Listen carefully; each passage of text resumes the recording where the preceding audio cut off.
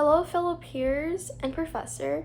My name is Nicole, and today I will be responding to Joshua's affirmative speech. Instead, I will be discussing the negative impacts and harms of making voting mandatory, since I believe that voting should be voluntary. So, let's begin with the speech. In the U.S., the right to choice is critical to American values as it represents the freedom of the people. Indeed, this applies to citizen duty, which is an important topic in American politics as a result of questioning if voting should be mandatory or not. Voting should be voluntary, regardless to sustain efficient political participation. In this debate, a significant value term that is noted throughout the duration of the speech is called political participation. Political participation is defined as activities of citizens that attempt to influence the structure of government, the selection of government officials, or the policies of government.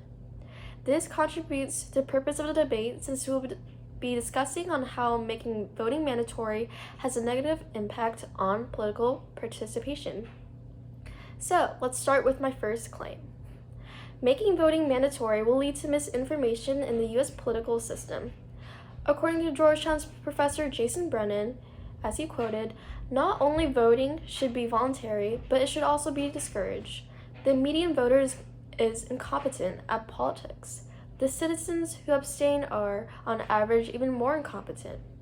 Therefore, if you force everyone to vote, the electorate will be more even irrational and misinformed." In addition, legal writers from FindLaw.com show that some studies show that uninformed voters are easily swayed by television advertising. Increasing the number of those people to be reached would mean a surge in advertising that is misleading and aimed at appealing to voters' prejudices. From these articles, mandatory voting causes misinformation as a lot of citizens are not educated upon civic duty and are easily influenced by factors such as advertising. This implies that even though mandatory voting increases political participation is not efficient, which contradicts the purpose of being involved with a sense of commitment and interest in the American political system. Let's move on to my second claim. Mandatory voting encourages unequal representation of minority groups and does not resolve socioeconomic inequalities. Scholars from a Sage academic journal depict that the fact that turnout becomes less socioeconomically biased through compulsory voting does not automatically translate into less socioeconomically biased political representation. They also recognize how focusing too much on compulsory voting could lead to a situation in which we focus too much on inequality in turnout, but fail to tackle much more severe and significant inequalities.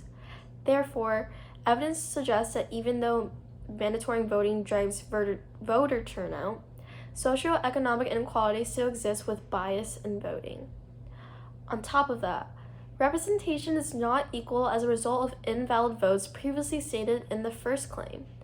Understanding the role of mandatory voting has an adverse effect on civic duty will help clarify the depths of political participation in the U.S., as increase in political participation does not resolve inequalities and improve the system. And so, I will be moving on to my 3 points of information for Joshua. My first question is, how will mandatory voting resolve polarization of political parties in the U.S.? My second question, how will a big country like the U.S. uphold mandatory voting through taxations, laws, etc.?